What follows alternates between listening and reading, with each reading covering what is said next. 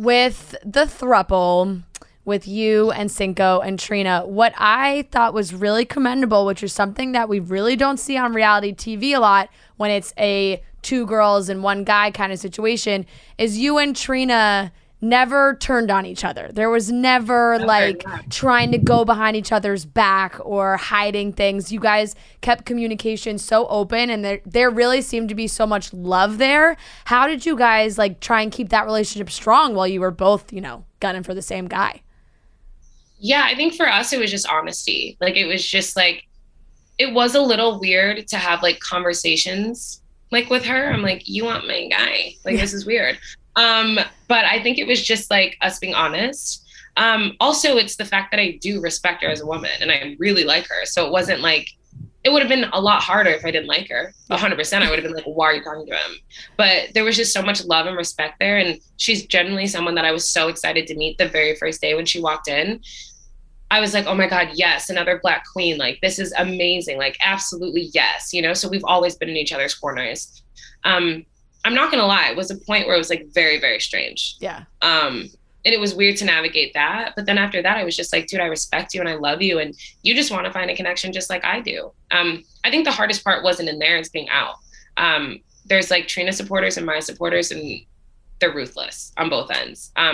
Her fans are absolutely ruthless towards me. And it gets me emotional when I read it, just because it's crazy, because her and I have such love and respect for each other, and we're okay and we're so close. So it's weird that the supporters of the show aren't there yet. Right. That's crazy. It's crazy. That's what makes no sense sometimes when you see this with a lot of celebrities and people on reality TV or whatever, the supporters that they have. And when two people say, the stan culture, and when 2 people say, no, we're completely okay, we actually really like each other, we're friends, they're there's no way, you guys have to hate each other, because they root for that kind of chaos. It's nuts. Yeah. It's crazy because Trina and I wore dashikis, and that wasn't let's twin, girl. Right. She got those dashikis in Kenya from her family. And so for us, it was a moment of trust, bond, respect, friendship, honesty, family, me supporting her culture. I'm not African, she is. And it was just everything. But more so, the last thing she said to me, she's I have really strong feelings for Cinco, but that's your guy. Go get him. You guys are meant to be. That took so much out of her. And that's how our conversations went, during the stripping challenge, she's I'm going to kiss Cinco tonight. I hope that's okay. It was just always that verbal understanding. And I was a Charlie at that time, but it's still that respect thing. It's crazy. And it's I can't wait till she's out so her and I can just hopefully bridge that. Maybe it'll never happen and our fans are just too diehard, but I hope that goes away. And also the Charlie hate's crazy too. I'm that doesn't need to happen either. It's almost like a crash course in honesty, though, because when in your life are you ever this honest with people? In the villa and on Love Island, you have no choice but to tell everybody exactly how you're feeling. And then do you feel like you took a little bit of that and feel like you can apply it to your real life now? I'm an extremely honest person always. So I think that's probably why I had no problem having those conversations with people. I'm very blunt, very honest, and you're going to know exactly what's on my mind. Sometimes that wasn't the best thing in there, but I never regretted it. So it was nice. I don't know. It was nice. But I think you're right in the sense of sometimes in the real world, even though I'm a very honest person, sometimes I hold back because I'm I don't want to hurt them. But in the villa, when everything's so heightened, you're I don't give up. Hey, this is how I'm feeling, right. It's all just coming out. And at some moments it was you're coming in hot. And I was oh, well, take off your shirt because it's about to get hot in here. I got something to say. But it was nice because there was no barriers or fakeness. We were just all very honest people. So it was nice that we were all in there together. Is there an animal near you or something right now? Yeah, there's a bird in a tree. My AirPods died. These aren't mine. I'm sorry. They're Cinco's and they died. Is it annoying? Should I move? It's an incredibly loud bird. Yeah, it is a very loud bird. Well, the fact that you know that there's an animal there means it's a little loud. I had to ask. I was I was really loving the confidence you were bringing right there, but I was I need to address this animal in the room. Okay, wait, I think it stopped. But if it starts again, I'll go inside. Should I go inside? What should I do? It seems like it stopped. So I feel we're the bird heard us. We told the bird to shut up. Yeah, I'm outside. I'm so sorry. No, you're totally fine. Okay, so you mentioned as well, the stands and people giving the viewers giving hate and whatnot. And the Charlie situation, yeah, from the viewer standpoint, i.e. me, and I love the show and I'm an avid watcher, but I'm not in people's DMs and sending messages and whatnot. However, from my point of view, watching the show, it did kind of feel like Charlie did what he needed to do to make it to the villa. And once that happened, all of a sudden there were all these hesitations and issues and things that came up. Now, of course, Cinco wasn't in Casa Amor with you guys, so it wasn't a problem. And then Cinco was there, but it did kind of come across like maybe there was something going on there.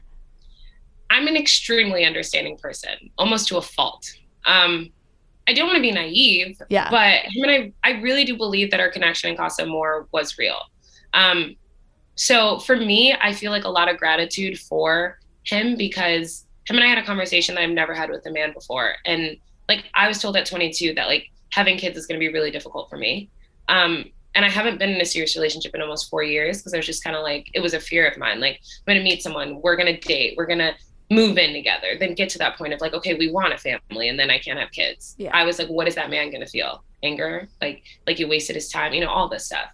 So it like came up in a conversation with me and Charlie, and we got like so close in that first conversation. Like, he opened up about family. I told him that, like, the way he handled it kind of set me free in my dating life. So for that, I'm always going to be grateful for him. If he did use me to get into the villa, that would suck. Will I ever know that? No. He's never going to text me and be like, hey, I used you. I wanted to get that off my chest. You know what I mean? True. So I choose to try to see like the best in people. Us getting into the villa, I do try to sympathize with him, because everyone wanted me with Cinco. Like, when we got back into the villa, Corey is my closest guy friend in the house, and he was like, what are you doing, babe? He seems great, but like, Cinco's been talking about you. Like, Cinco.